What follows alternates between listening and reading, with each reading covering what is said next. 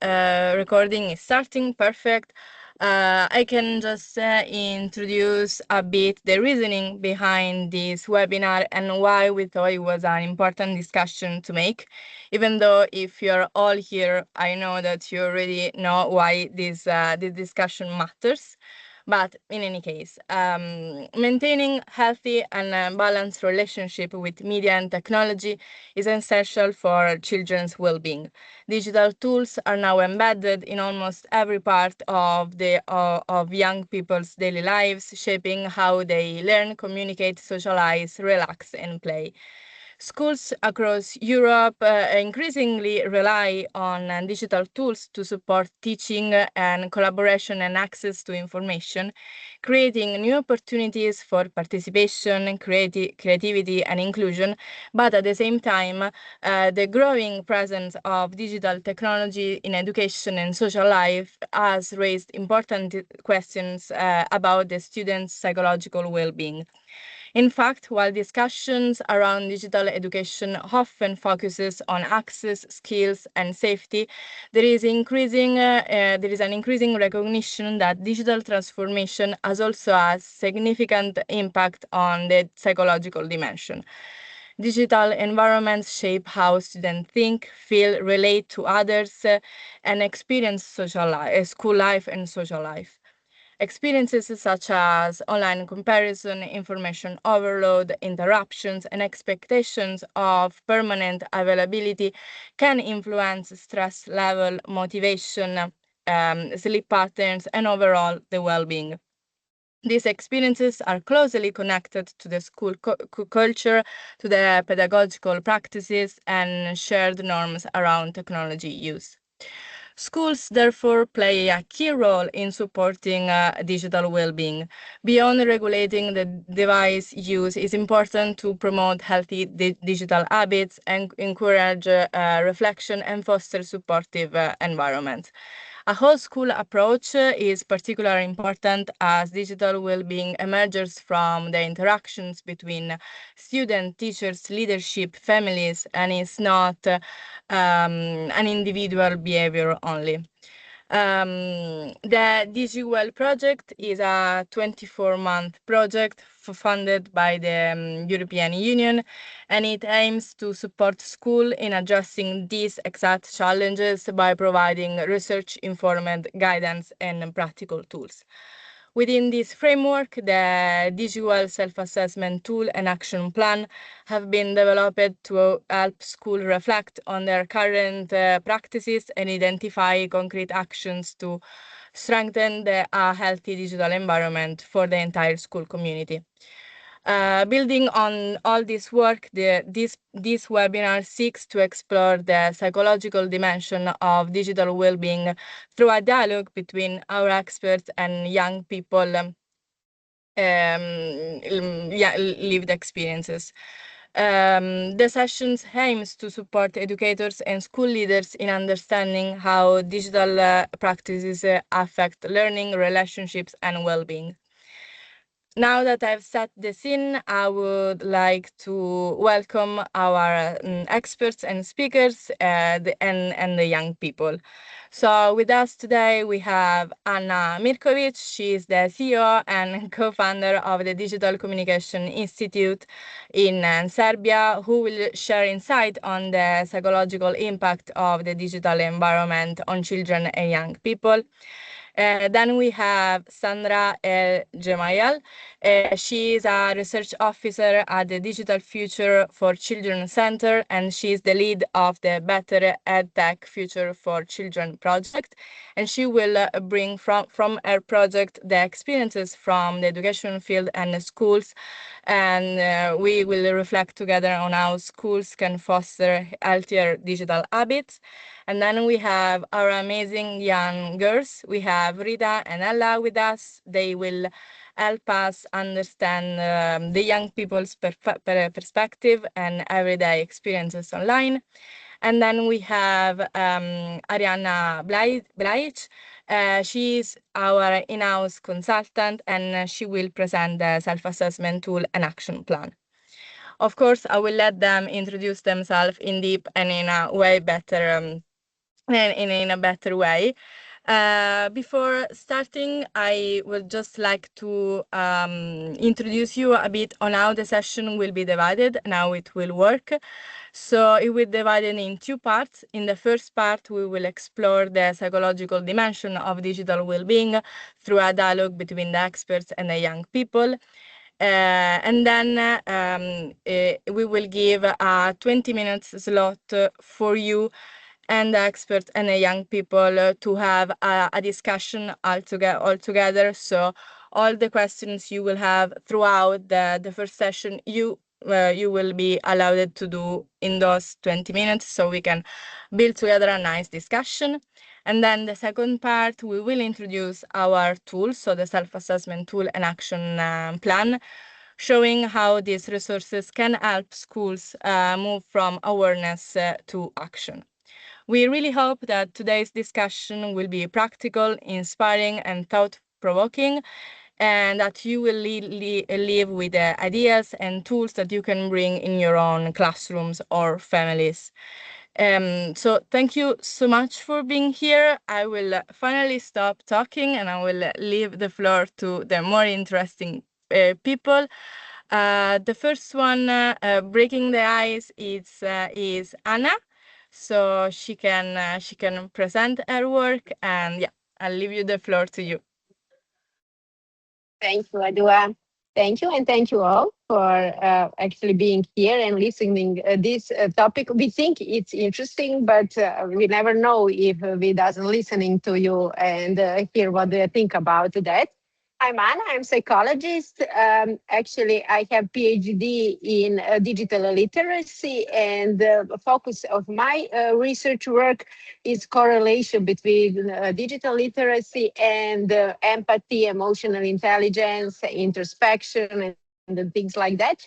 So that is actually the topic of my presentation. And now I will share my presentation with you to go through everything together. So here it is. Do you see it? Yes, it's fine. Okay. Yes. Okay, so we will talk about topic calm but connected, because nowadays we all know that it's really hard to be calm when we are connected. So that's why we have to think about all these psychological impacts when we are thinking about technology. So as we know, we have a lot of benefits, and we cannot actually decline that. But considering other side of the moon, we can see that we are under the stress all the time, that our attention is reduced. We cannot sleep very well anymore. Sleep is totally disrupted. Social isolation to so many people, because we are so mentally exhausted and a lot of things are happening around us. So we can say that we are tired of everything, that we are receiving so many informations during the day. And some results of research show us that if we are spending only 4 hours on internet in the day, and we are spending much more, let's be honest, we are receiving more than 17,000 messages. So all of them are attacking our brain. And at the end of that day, we can only remember, what do you think, how much messages from those 17,000? Okay. Some optimistic psychology say six, but actually the truth is that we can revoke and remember only three messages, and that are those messages that were really helpful to us, solve some problem, or were some special actually information. So we are so tired of everything, and all the time under the big stress. So, what is our intention? To actually speak about one new phenomena, and it's named digital hygiene. And that means that we need to set new strategies and habits that can help us to preserve psychological well-being in a digital environment. And we have to be capable to reduce the negative effects of technology. In these days, we can actually notice that technology is controlling us, and that's not the point. And during the civilization development, we always wanted to be someone who control. But after 15 years of using technology, we can see that we feel really stressful if we are don't have our mobile with us. We have fear of missing out. We have nomophobia, that is one new phobia in psychology. And nomophobia is the fear of losing our mobile phone, and that is no mobile phone. And when people actually do not have their phones, they are pretending like they do not have head and brain. So we are totally lost. We cannot, we do not know what to do, who to call, what time it is someone looking for us. Everything is totally messed up in our head. So digital hygiene is our answer of on all these phenomena. What are negative aspects and psychologically negative aspects of being controlled by technology? First, all of us can notice that we have deficiency, or we have lack of cognitive capacity. So reduced ability to concentrate and to sustain attention. So many messages are coming to us. We are trying to remember something that is really important, but that is actually something we cannot control anymore.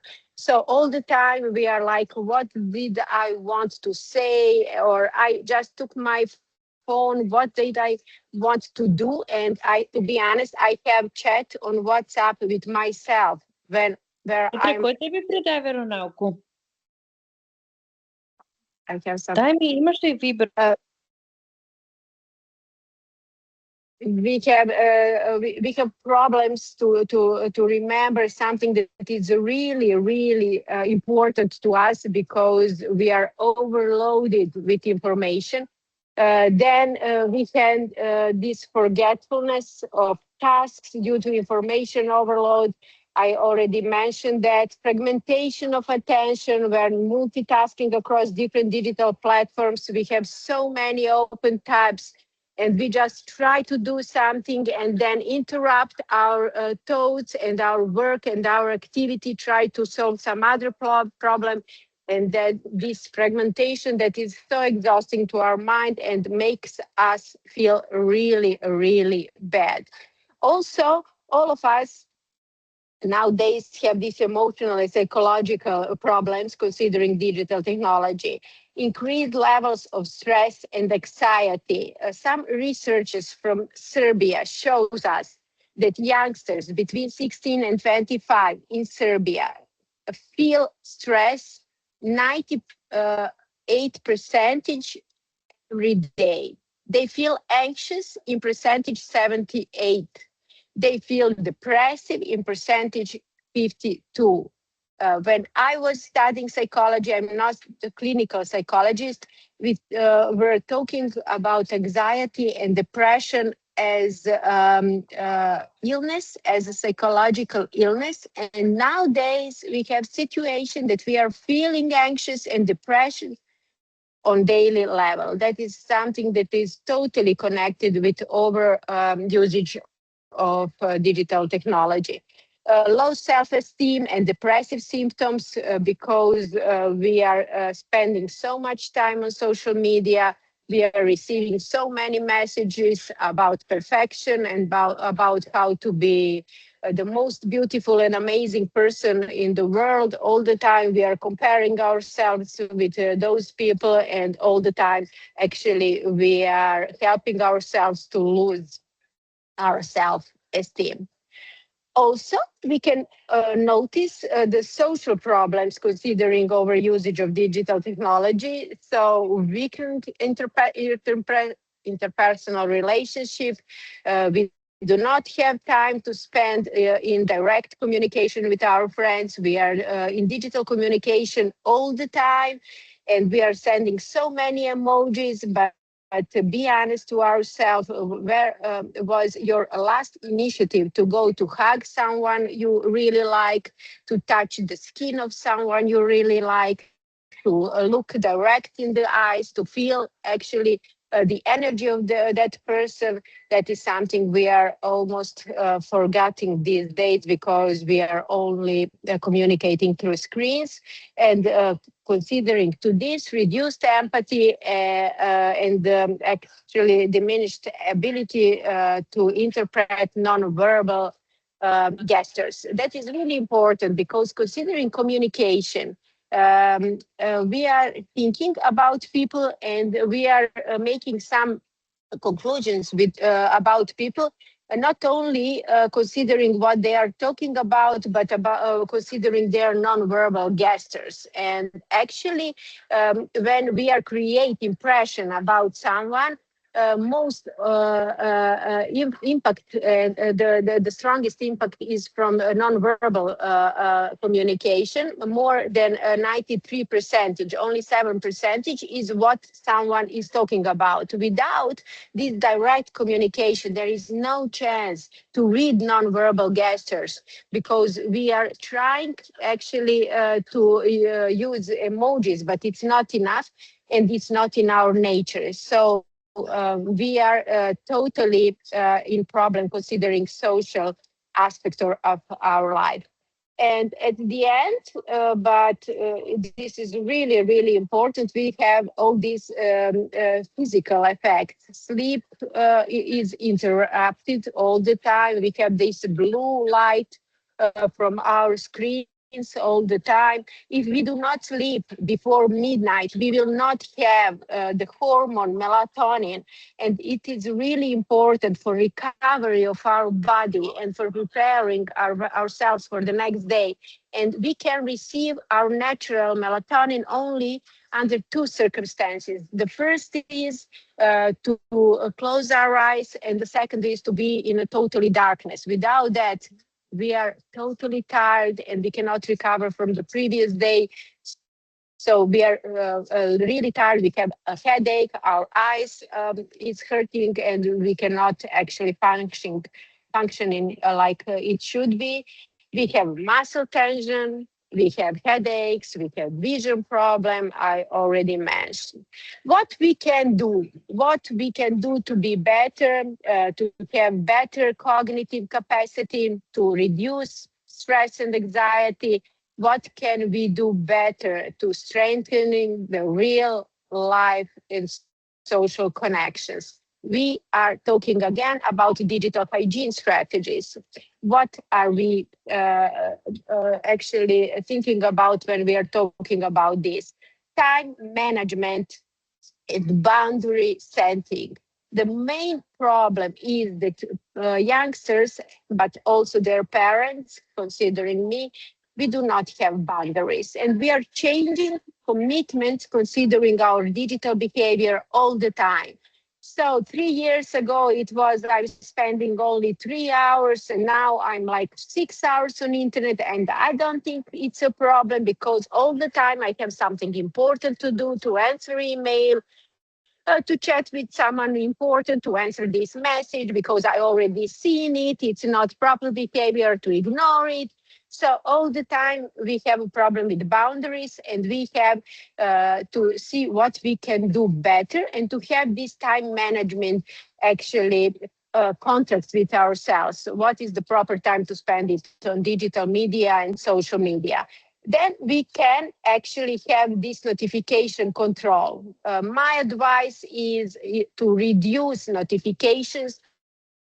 All the time we are receiving some sounds, it's a different screen actually manifestation, but the task of all of them is to involve us and to put us back in digital space with reducing of notifications. We are actually providing some chance and space to stay calm in this offline world. And the advice is to think and to really think who is really important and what is really important to you, and to leave only that notifications. Mindful approach to technology use all the time, to be aware what we can actually get from technologies and what is not good enough for us. And then ergonomics and physical health. We have to practice 20-20-20 exercise. When we are working in front of screens, we should actually interrupt our screen activity every 20 minutes and look in some subject from 20 meters on 20 seconds. So every 20 minutes, I'm looking in something 20 meters weight from 20 meters distance for 20 seconds, and that is a good exercise.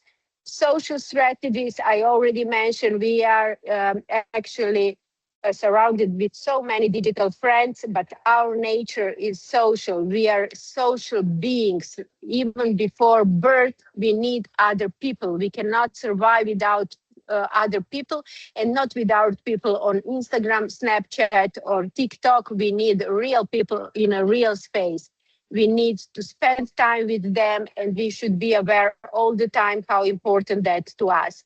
And what is the last advice to define digital detox zone? For example, my colleague from all around the world now actually said that we do not need mobile in our sleep room. We should leave it in our living room.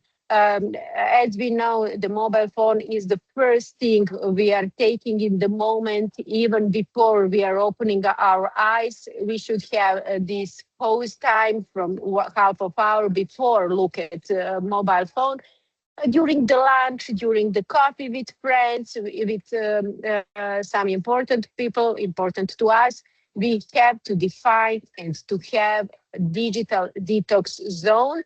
And I think the best practice is to define digital detox also period in the day. Let's start with half of hour without phone, and then we can think about 1 hour, 1.5, 2 hours, because we have to have balance, and I don't think we have balance at this time.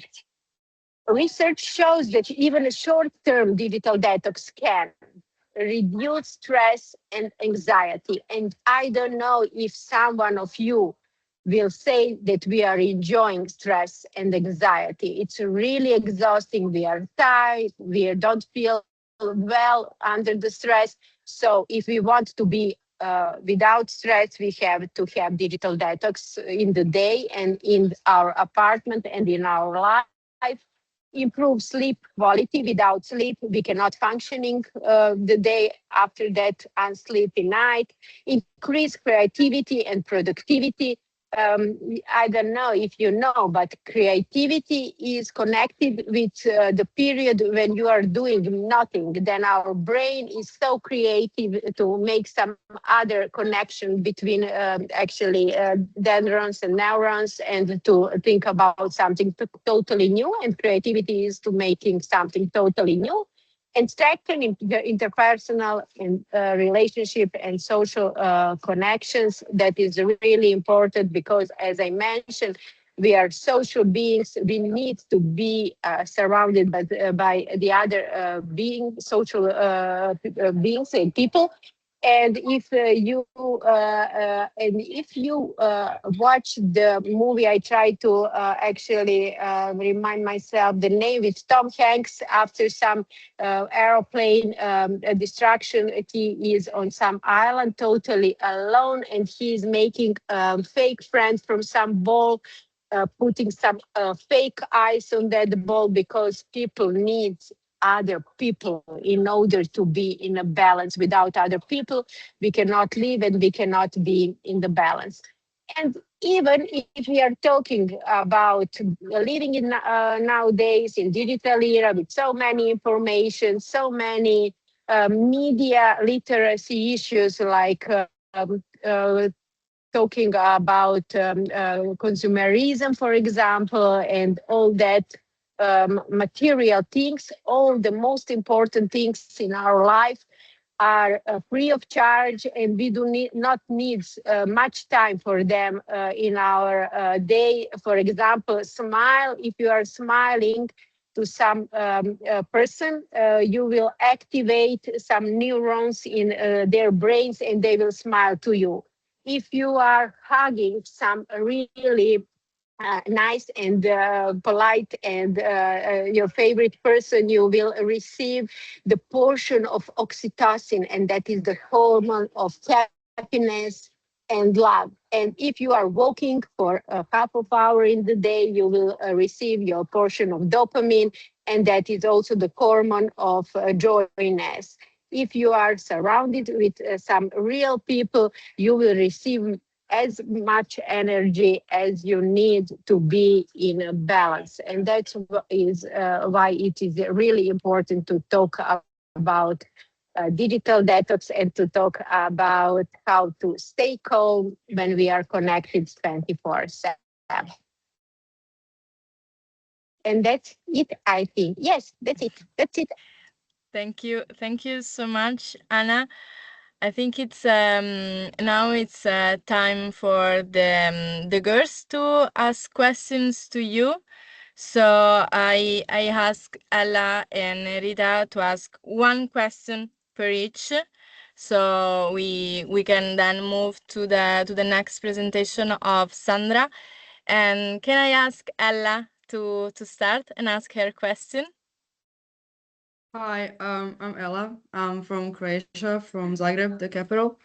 Um, I focus more on the AI, and my question is that we often hear about the risks of AI, but are there ways that AI or EdTech, anything, could actually help and support the students' mental health or our ability to focus on stuff or something in that direction?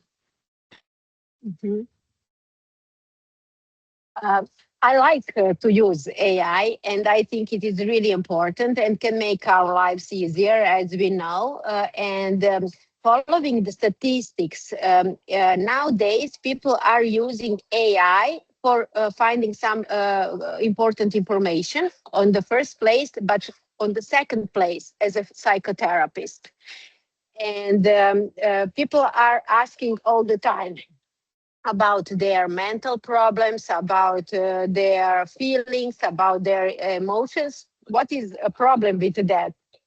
I think it can be helpful in that first period of communication. But AI is artificial intelligence, but AI has no emotional intelligence. And even people have problem with emotional intelligence, I have to say. When I'm speaking with people in Serbia about their emotions, they have problem actually to recognize sadness or anger or feeling jealous. It's a problem because one friend of mine, and she's a psychotherapist for youngsters, she said that kids nowadays are suffering from joyness terror or happiness terror, and parents actually are putting them in that situation because if someone say I'm sad or I'm angry or I'm jealous, parents will say why, what do you need, what is wrong, and the things. But why I'm actually mentioning this, because we are practicing emotional intelligence. We are practicing, we are people, we have emotions, and even we cannot always recognize our emotions and why it is important to feel all of them. Artificial intelligence cannot recognize emotion. It can be something near or something close or something similar, but it's really, really bad to use it for some deeper psychological support. So my advice is to use artificial intelligence to have some information, but if you need advices and if you need to stay in balance, you have to speak with people. For the first step, that can be people around you, your friends, then your parents, then your teachers. At the end, if it's needed, psychotherapists. Thank Thank you. you. Thank you, Anna and Ella. And now it's Rita's time if she wants to ask the questions, and maybe just to say the answer if can be a bit shortened so we can smoothly go to Sandra, it would be amazing. Go, Rita. Hello everyone, so I'm Rita. I'm from Aveiro, Portugal, and I'm 15 years old. So I would like to ask Anna if there are some signs that a student is not using social media in a healthy way, and if teachers can help identifying these signs. Mhm. Yes, I already mentioned some of them. If, teachers can notice if pupils have cognitive problems. They cannot focus, they cannot remember, they are not involved, they are not in touch with all other pupils or teacher. Also, we can see that with attention, with some disorder actually in attention. So I know the teachers are tired and focus on their program and the educational part. And somehow this, how to say, problem solving part of digital problems with kids is on psychologists and parents, but I think it's noticeable when someone has a problem, a teacher can notice that and can compare how it was earlier and that something is not going now very well. And that is actually the notification for teacher to talk with psychologists and with parents of kids. Thank you. Thank you. Thank you so much, Anna and girls, for your contribution. It's now time for Sandra to present her work. So I would ask her to start presenting.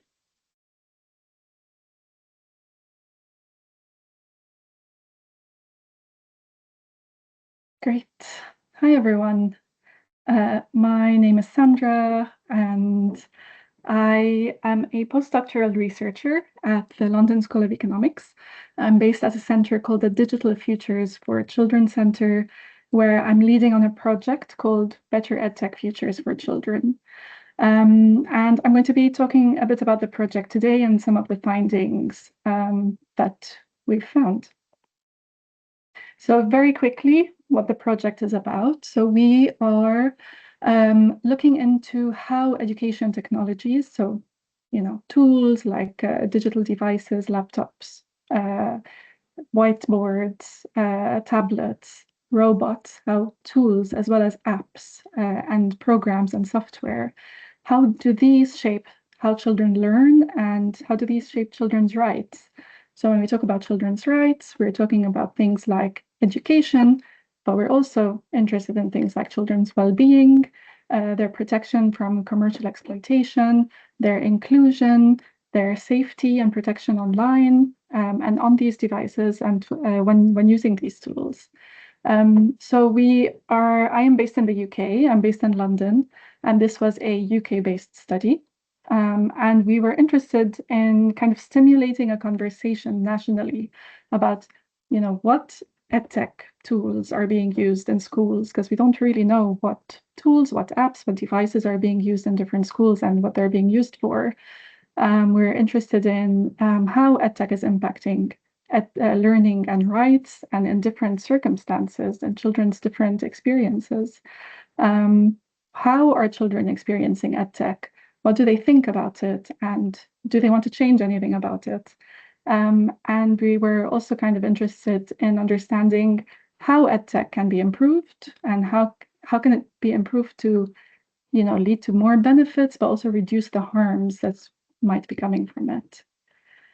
And so to do all of this, we went to schools. So we went to 5 primary schools and 6 secondary schools across the United Kingdom. So Scotland, Wales, Northern Ireland, and England.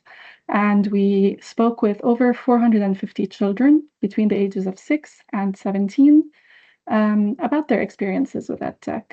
And we also interviewed 20 teachers. And we went to different types of schools. So one school was mainly for children with special educational needs and disabilities. Some were faith-based schools. Some were like schools that used Google products. So there was variety in the schools we went to. And we used participatory approaches with the children when we were asking them the questions. So it wasn't an interview style data collection.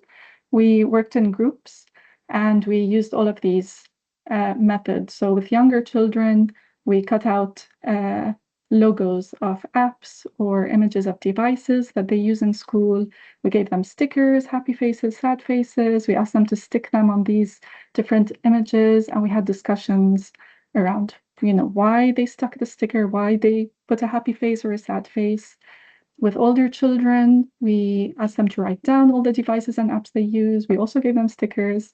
We asked them to draw screenshots of the apps they use, and we had lots of discussions around what works and what didn't work. So I'll present a few findings that we found. So I think one of the interesting things that we found was that there was so much variety in the devices and the apps and the policies that were used across schools. So there's not one set of EdTech tools that are used across the UK. Every school decides on what they want to use, and they can use it with the children. And this was causing quite a lot of divides, I think, between schools and between children. So for example, some schools had access to robots, VR headsets, they had access to drones and 3D printers, and some schools didn't have any of this. Some schools had one-on-one laptops, so children had their own device that they could then take home and do their homework on. That they could do their homework on at home. And then some children shared the laptop in school, but they didn't take it home with them. So they were often doing their homework on smartphones or on a shared device at home. Or if they didn't have a device, they had to do their homework in school. Some children didn't have internet connection. So these were all issues that children were facing when they had to do homework on digital devices. Apps, so apps, we mean like software and homework apps and programs and websites that children had to use. These also differed widely across schools. Some schools had what they called industry, what was the word? Industry standard paid apps. So they were paid apps where they got the best features that children would then use when they grow up and they enter the business, let's say, or they enter an industry. Whereas other schools used free apps that didn't necessarily have all the features. In some cases, parents could pay, so they could upgrade. But what does this mean for children whose parents couldn't afford to upgrade to get all the features? Some teachers were talking to us about their fear that there's going to be greater attainment gap, a widening gap between children's attainment across different schools. So children who are from more affluent, from richer backgrounds, they might have parents or teachers who are pointing them towards apps and tools and edtech that can help them and support their learning, whereas children who didn't have that sort of support were being left behind, and it was causing a greater divide. And policies were very different across schools. So you had some schools that thought AI was unsafe, it should not be used by children, and it could only be used like in a supervised computer lesson, let's say, with a teacher. And then in other schools, they were thinking, okay, AI is the future. AI should be taught. Children should learn how to use it responsibly. They should learn how to use it safely. It's our responsibility to teach them these things. So there is really a lot of difference across schools. So children used a lot of different homework apps. Of course, as I mentioned earlier, this differed from school to school. But children reported several issues with homework apps.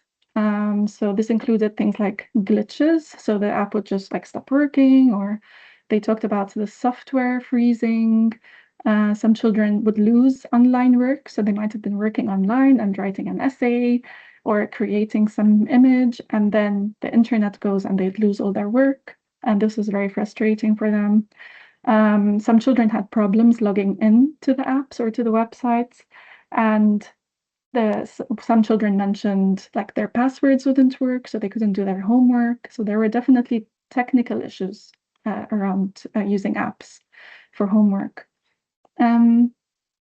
Homework was also, in some cases, it was AI generated.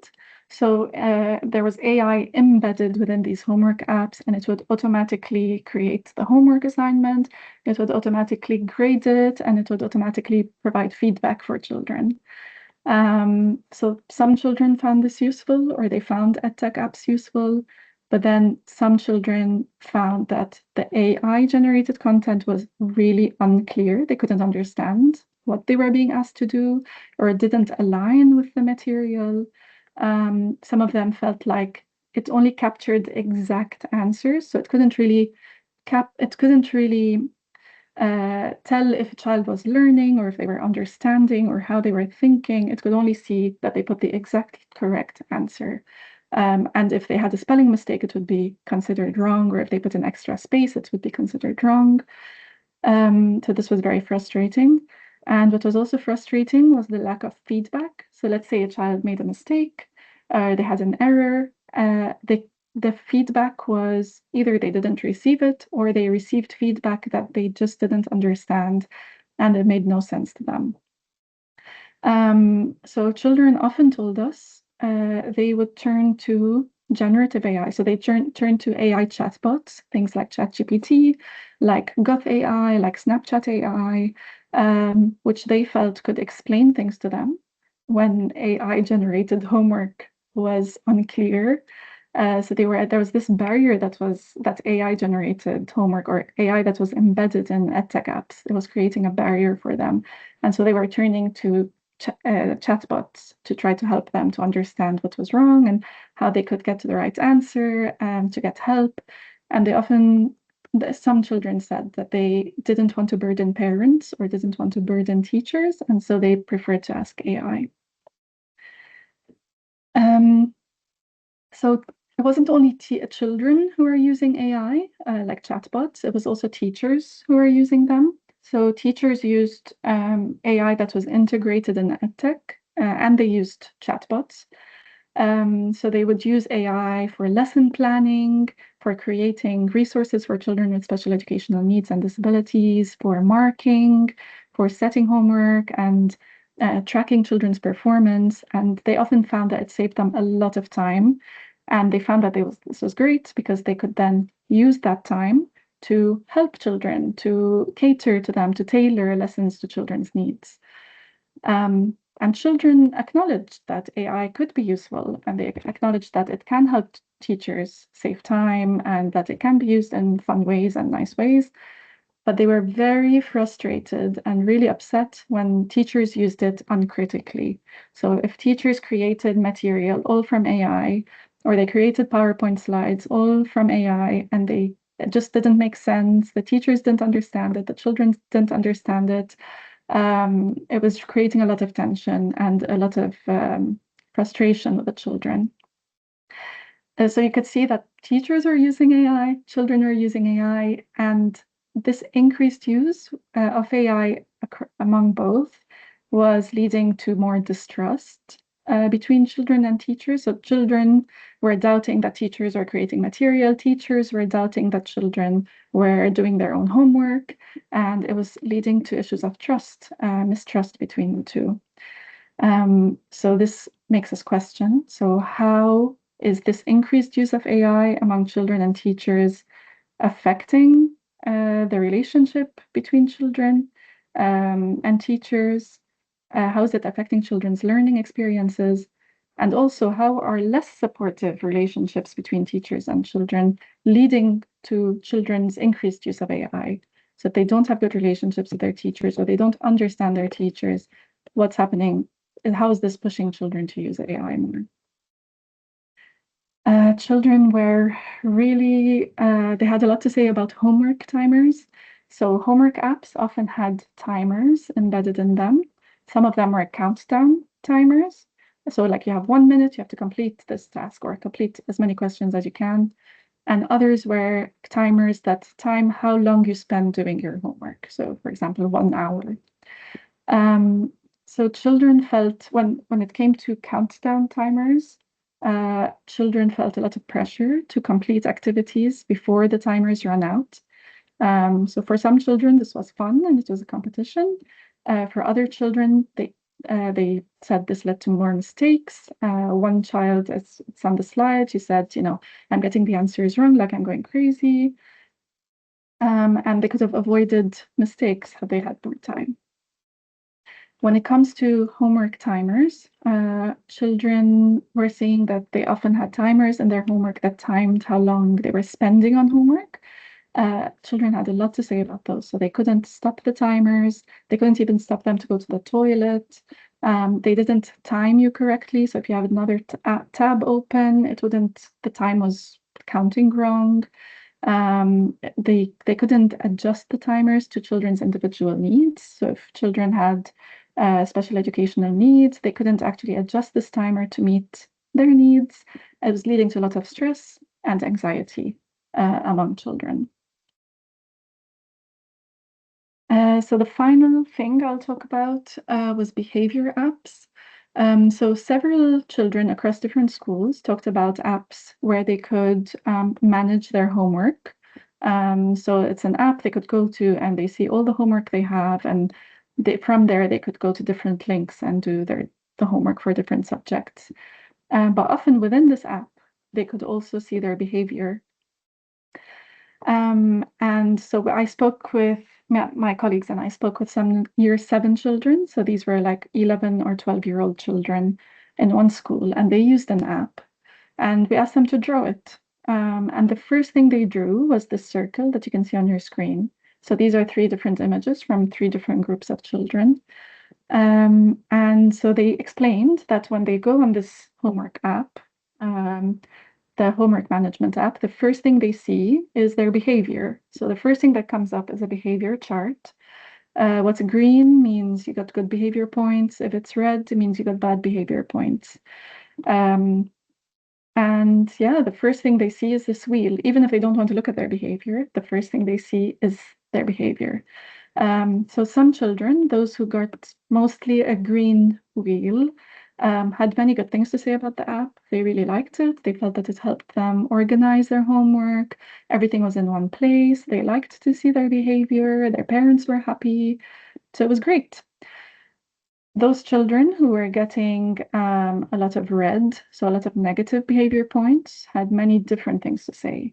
So they were saying that, why do we have this chart? It has nothing to do with learning. Why do we have to see it? One child said, I have a terrible chart. One said, it makes me feel disappointed. One said it's bad for their relationship with their mother because she's not very happy to see this. And some children didn't understand it because when teachers gave them a negative point, they could choose from a drop-down list of reasons why they got the negative points. And often these reasons didn't really reflect why the child got the point. So it was a drop-down list. It was previously, I don't know, their previously answers that had been previously put there, and they just didn't make sense to the children. And I think a very important point is that many children said that when they woke up in the morning, the first thing they did was open this app to see their timetable. So it allowed them to see, what classes they had that day, what rooms they had to be in, and all of that. But the first thing they saw was this behavior chart. So what does this do to a child who doesn't have a very green chart? What does this do to their confidence? What does this do to their sense of self? What does it do to their mood during the day if this is the first thing they see every day? So we asked children what they would change. They had a lot to say about what they would change about EdTech. If we just talk about the charts, the behavior charts I was talking about, they had lots of advice. So they're like, you can make the charts smaller, you can change the colors so they're not so harsh, so the red isn't so harsh. You can ask teachers to write exactly why children are getting the points, positive or negative, so we understand it. And then one child even asked, why do we even need to see the behavior points every day? And he suggested that we can get this information from parents' evenings. Otherwise, we're just looking at them all the time. Children suggested removing homework timers. They wanted teachers to rely less on AI-generated material that neither the children nor the teachers understood. They wanted closer relationships with teachers. They wanted to be able to communicate and talk and collaborate with other children and teachers. So I think what I would take out of this is that children's rights should be really embedded in these apps. Children's voices and teachers' voices should be consulted when these apps are being created, to make sure that they are being created with children's best interest in mind. Thank you. Thank you so much, Sandra. I think now it's again time for the girls to ask you some questions. Again, one per each girl. And since Ella started, now I would like to ask Rita to start, and then Ella, you can go right after the answer. I would like to ask, schools are implementing more technology, but on the other hand, schools and families want students to moderate the usage of AI and technology. So I want to know what school can do so if they want to implement more at school, but then they also want to moderate. So I would like to know what school can help here. Yeah, it's a very good question, actually. And we're seeing it a lot in the UK. So we're seeing a lot of this calls for social media bans for children under 16, for smartphone bans. And at the same time, we're seeing schools are becoming a lot more reliant on technology. So we're even seeing this call for smartphone bans, but at the same time, we're seeing a lot of children doing their homework on smartphones because they don't have any other devices. We're seeing, actually, I didn't talk about it in the presentation, but we're seeing a lot of gamification, so gamified features in EdTech apps. So things like notifications. I think Anna was talking about notifications. We're seeing it in EdTech, where children are getting sometimes notifications in the middle of the night that wake them up. It's from a homework app that's telling them, oh, you have to do your homework, or oh, you forgot, your homework is coming up, and things like avatars or points, lots of points and rewards and streaks and leaderboards and timers and competition, a lot of competition in these. And we were just kind of wondering, are these actually there for learning? Are they there for engagement? What are they there for? So does gamification actually help learning, or is it just to keep children engaged? So I think the question isn't about, what technology is being used or how often is it being used. It's more about how is it being used? What is it being used for? How does it support children's learning? How does it support children's rights? And how, things like, how is it supporting relationship building? Is it like, what are we getting from these tools? Is it being used positively? Does it support creativity? Does it support expression? Does it support well-being? Is it inclusive? So I think we just need strong evidence to show what we're getting out of these apps, and they shouldn't be used if there isn't strong evidence to show that they are doing what they say they do. Thank you. I'm sorry. I think it was sort of answered already, but my question was, is there anything that can help students tell the difference between EdTech that can truly support their ability to learn and maybe on the other side to realize the apps that actually distract and are harmful for students? Yeah, I think, I probably talked a bit about it just now, but I would say a lot of our focus is on children's rights.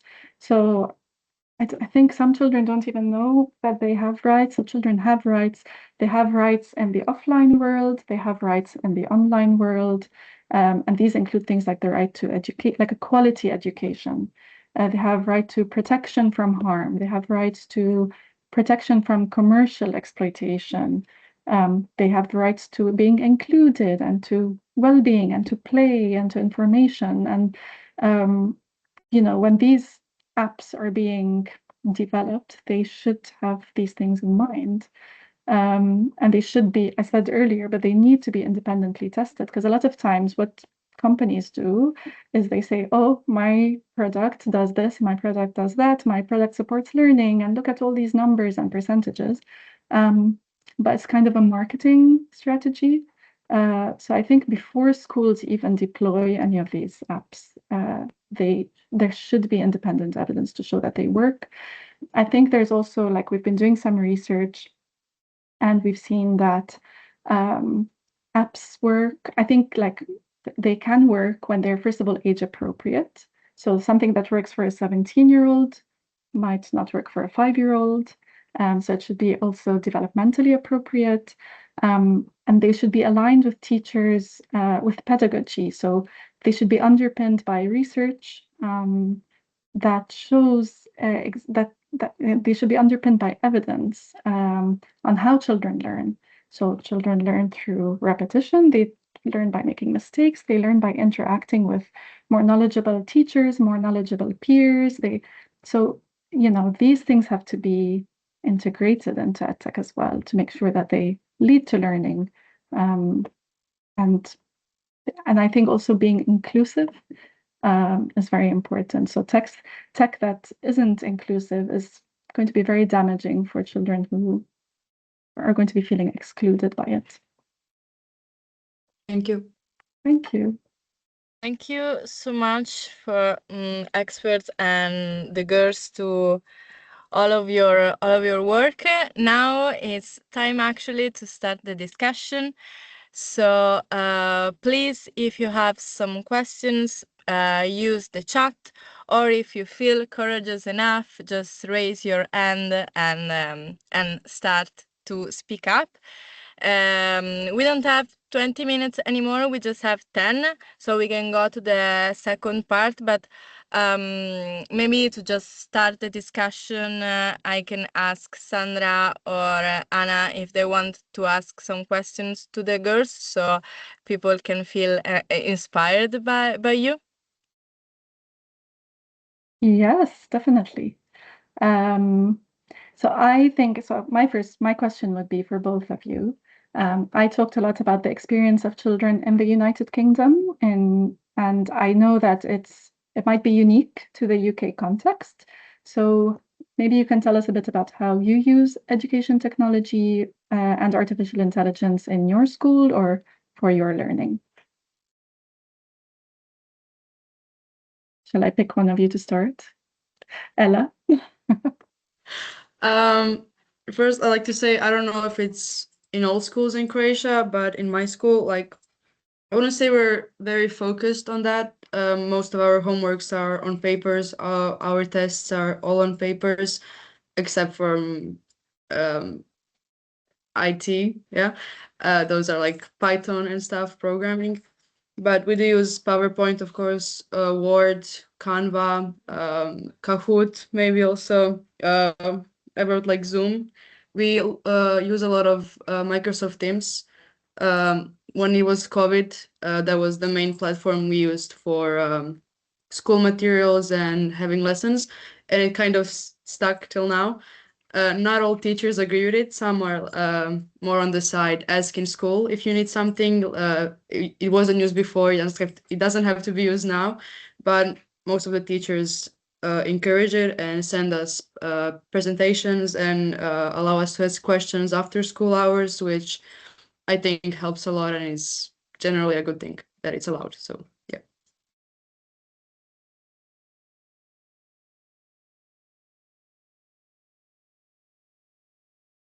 Rita, do you want to go ahead?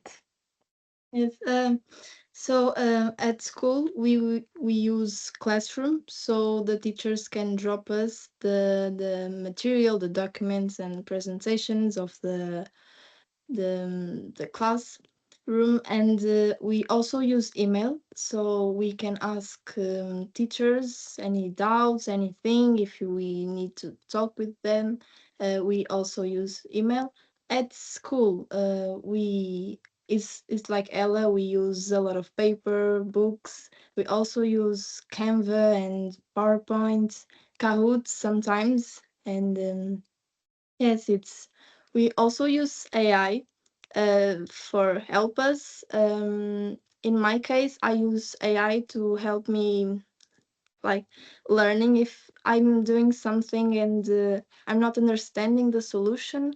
I go to AI and I to take a photo of the exercise, for example, and I ask AI to explain me. I'm in 10th grade and I'm not understanding, and I think it's like a tutor, and it can help the students, and if we use correctly, of course, it's like AI is not replacing, but it will help us a lot if we use it correctly, I think. Thank you. Thank you. We have a question. Actually, Alexandra raised her hand, so I can ask her to just speak. Thank you. I've just managed to unmute my mic. I hope you hear me. And I'd like to thank both presenters and the girls for excellent questions and discussion. I'm from Serbia. I teach in a grammar school in Serbia. And okay, the usage of AI and technology, social media, and everything is, well, rather mixed. AI especially, because children nowadays, some children have seen the useful films like Social Dilemma, Generation 2.0, or whatever, Childhood 2.0, and things like that. And they're kind of worried about what technology is doing to them. So some of them are even refusing to use AI because of the negative effects it has on their health, their well-being, but also on the negative, because of the negative effects it has on the environment, like lots of water needed to cool the systems and things like that. So even when I asked recently a group of students to do something, for example, I came across girls asked about something useful to help them learn using AI, and I came across the idea of using Socratic questions, AI using Socratic questions in revision of learning, and I find it really useful. So you basically ask ChatGPT, as an expert on Socratic questions, ask me something about this topic, and then it leads you through the process by asking and checking how well you've covered something. And I think it's a very good way of effectively using AI. But some students refused to do it, and they said, okay, give us the questions on paper. We don't want to use AI. So that's one thing. The other thing is the other extreme, those who mainly use it for cheating, of course, okay, cheating in all kinds of tests. I believe it happens in, well, most schools. I won't say all schools, but most schools everywhere around the world. And the other thing is actually using AI for anything, even if I could say the stupidest questions, like whether the shop is open or closed right now.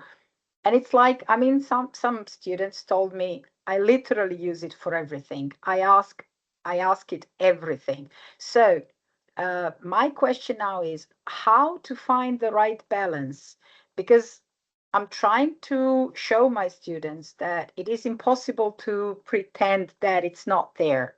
Okay, we cannot pretend that AI doesn't exist and that we don't need it or something, because if you do that, you will stay behind, you will be left behind. Okay, you won't manage to improve as well as some other people. But on the other hand, using it for any reason or any question, or I don't know, not learning how to use it effectively is also a wrong thing. So how to find the right balance there?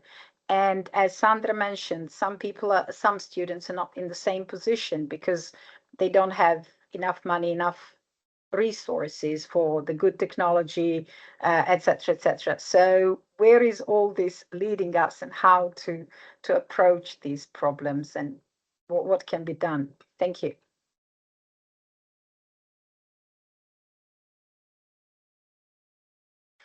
Shall I go ahead? I think all the points you raised are very similar to things that we've also found in the research. So having children having this kind of a wide spectrum, right, of uses of AI and or non-use of AI, and especially for the environment was a big factor. Some children refused to use it. They had very negative views of AI. And a big thing you didn't mention, but I'm sure you've come across, is not trusting the information. So just think like they're just like, no, I don't trust it. Why would I ask AI for help with something if I don't? Yeah, I see the thumbs up. So those are major things. And then, as you said as well, we saw like really constructive uses, and also as Rita was saying, like children using it to give them different approaches to understanding how to get to a solution, or even creating mind maps or creating revision questions. I mean, there were so many, I think, really positive ways of using it. And children who aren't using them in these ways might be left out. So, I mean, what I would say is that the school can play a really important role in teaching children how to use AI. So we came across some schools that had like a no AI, like very anti-AI, it's not for children.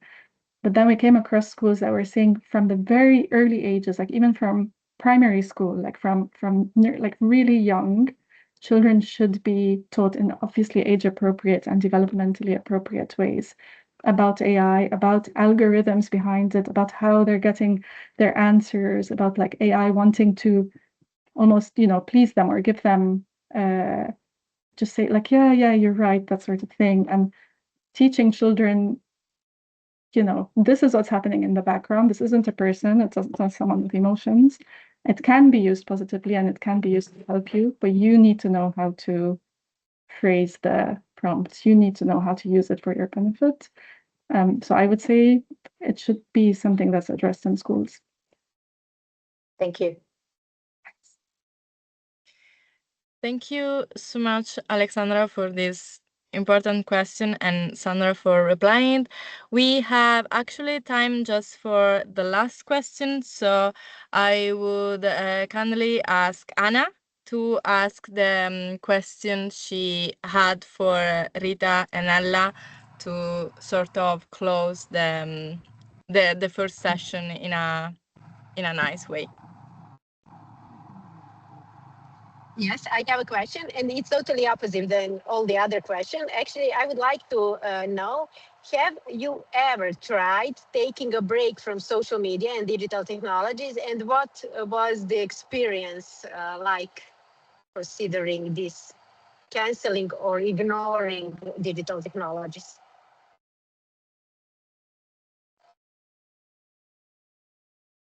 Okay, I wouldn't say I've taken a break from social media, but I have like timers I put in myself, or when I study, I don't even have any socials like available, like they're blocked from usage. I have some, I don't know, it's some app where you grow a tree, by the amount of time you don't like use your socials and stuff. I don't know if that counts as a break, but I also have never had TikTok, which I'm proud of, I would dare to say. I do scroll on Instagram. I find myself a lot. But I don't know. I'd say those are some minor breaks of social media that I've taken. And sometimes it's stressful because like I want to see what's new and what's going on. But then again, it allows me to focus more and it gives me a better result. Example with school, it gets me better grades if I focus longer on the study I need. So I'd say it's a good experience all in all.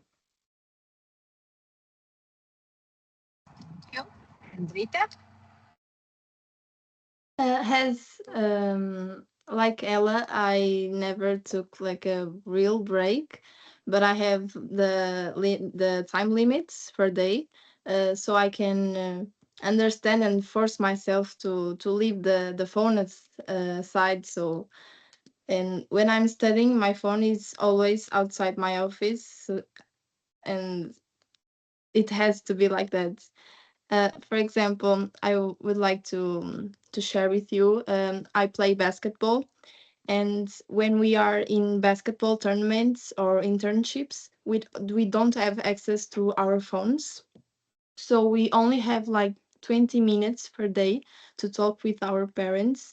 but we don't have access to phones. This is very common, and the coaches say that we must focus on the games and try to build a relationship with our colleagues, and nothing is supposed to disturb the sleep. So it's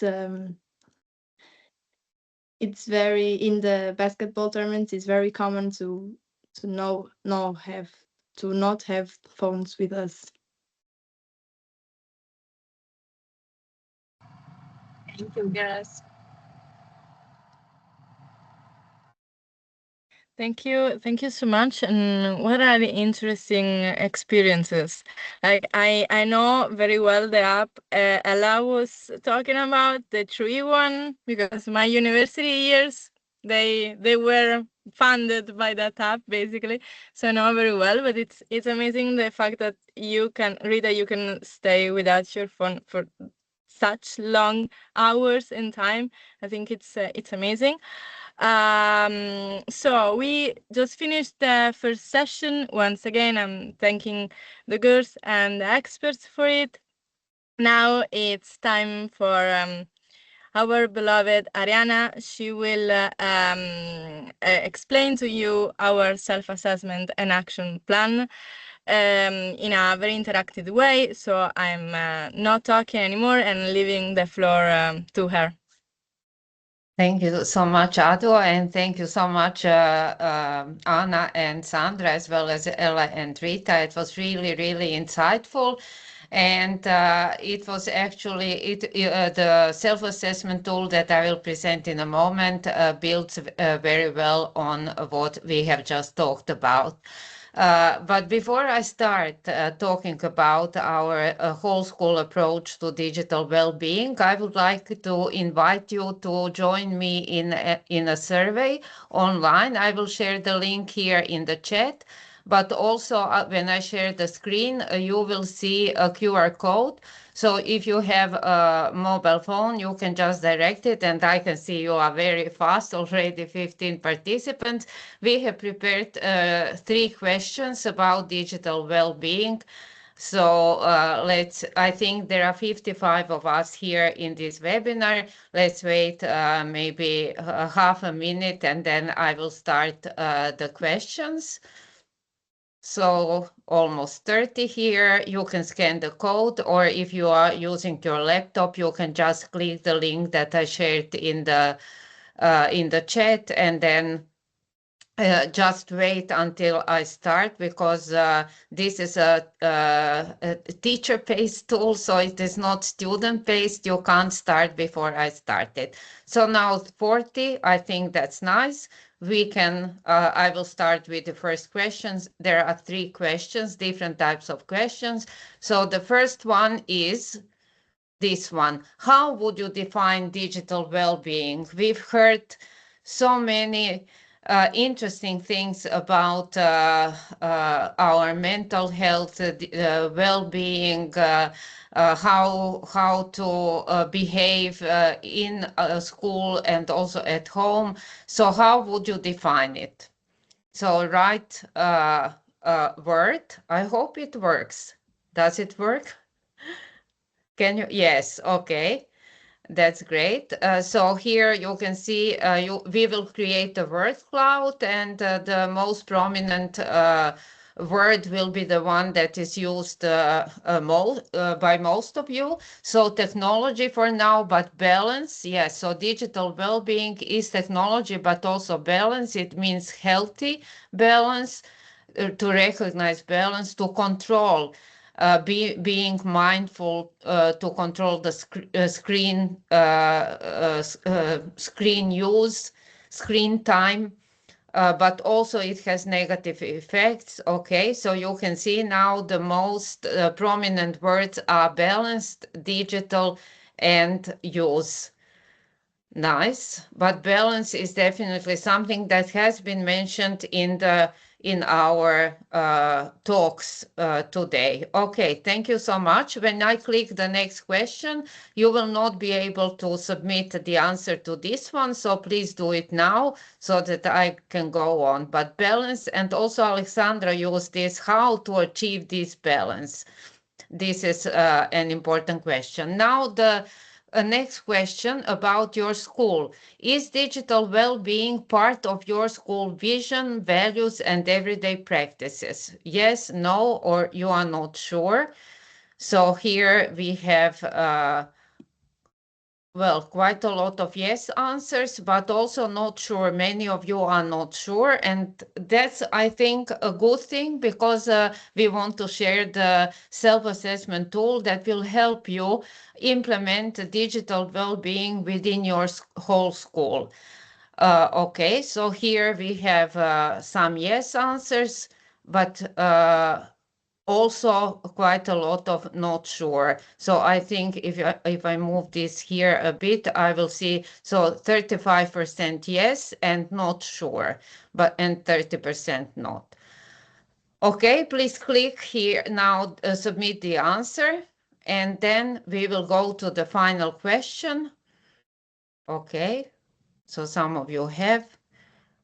Okay, and now the final question. There are actually 5 statements, and you have to rate each statement on a scale from 1, which is not true, to 5, which is fully true. So does your school have clear guidelines on digital communication in online presence? How do you send emails to teachers? How they communicate with parents and so on? Pupils have a voice in shaping digital well-being policies. We talked about it. Rita and Ella, you said something about it. So are you included? Pupils are supported to use AI and other emerging technologies safely, ethically, and creatively. Our school supports teachers' well-being and prevents digital overload. And finally, teachers receive continuous and relevant training on digital well-being. And let's have a look at these percentages here. I think it's quite low in all these questions. So there is a lot of room for improvement. And I'm really happy that we have developed the self-assessment tool within the Digi.well project that will help you raise these points for all this, because I think these are all important for digital well-being on the whole school level. And we talked about it, we had questions about it. This is how we can achieve it. So these are only some of the elements that we included in our self-assessment journey. So let me tell you now briefly what it is. I will now start sharing my slides. I think you can see them now. So within Digi.well project, we developed this self-assessment journey to the whole school approach to digital well-being, and it is designed to be relevant for different schools, primary, secondary, vet schools across different educational contexts in Europe. And we started developing this tool with research and consultations. We also had focus groups of students on the European level, but also in our project partner countries, which are Portugal, Serbia, and Slovenia. Then we designed the tool, built it around the concept that we developed, and adapted it to the context of European schools. But before we shared it with you, we also did a pilot, and we integrated the feedback that we received from the teachers from our project partner countries into the tool before we published it. So what does it entail? It consists of 3 steps. If you want to implement this whole school approach to digital well-being, you should go through 3 steps. The first one is to complete a self-assessment tool, so you reflect on what is really going on in your school regarding digital well-being. Then you use the evaluation rubric to identify what works, what doesn't work, what are the strengths, what are the weaknesses, and how you can improve it. And then action plan will help you use some concrete actions so that you can really improve the weaknesses, the gaps in your school. So this is our self-assessment journey consisting of these 3 tools that I will just briefly mention. The first one is the self-assessment tool. So this is how you begin. It aligns with the whole school approach, and it is in fact a guided survey. It will help you reflect on your practice, and it will also give you some practical insights what you can do to improve digital well-being on your school level. It is available in English, but also in project partner languages, Portuguese, Serbian, and Slovenian. And it is built around 4 key areas or concepts. So from the leadership perspective, what does it mean to have infrastructure and equipment for digital well-being? What policies are in place? And then how do all of these translate into practices? And this is an example. This is just a screenshot of the self-assessment tool, one part of it. So there is a statement and then a brief definition of it, and you can then think about it and see if it is in place in your school or not yet. And then after you are done with it, you receive the evaluation rubric. It is related to the self-assessment tool. It corresponds to the areas in the self-assessment tool. And for each of these areas, the evaluation rubric will provide you with baseline standards. So these are elements that are needed, that are necessary, they are required to implement digital well-being in your school. And there are also points for further reflection, which will help you think about some additional elements that you might want to include. And there is a checklist that you can see, that will help you see if this works at your school or not yet. This is an example what it looks like with the baseline standards and points for further reflection. So once you are done with the evaluation rubric, you will be guided to the third part, the final part, which is the action plan. And now this action plan will help you translate the findings, your reflection into concrete action. And we are actually very proud that we have created this in a way that is really concrete, because we know that schools miss these small concrete actions that can be implemented very quickly, and they can see the results immediately. So this action plan will guide you to translate your lower score of the self-assessment, and then you will see what are the specific weaknesses or gaps, what is missing that you can do to improve. Then you can choose a small number of some priority actions. You can assign who will do it at your school, who are the teachers who do it, the timelines, the resources they need, how you will measure that it has been successfully implemented, and then you will monitor how it is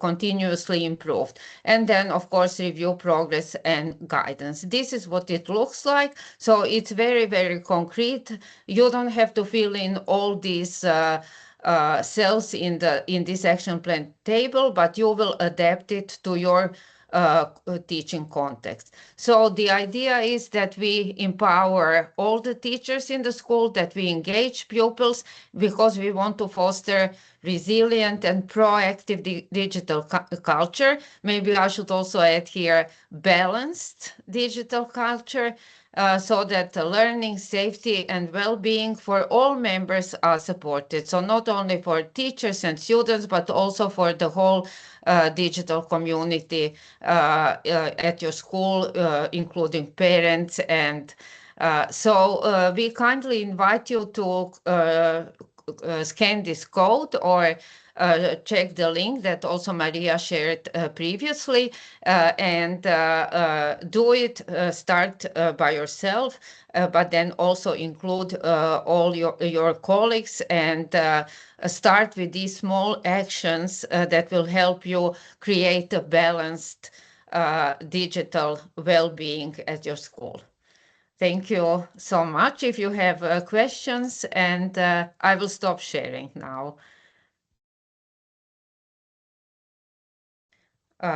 We are here for to tell you more about it. Yes, we still have 2 minutes. Yes, we have actually a couple of minutes. If you want to ask some questions to Ariana about our tool, we are here.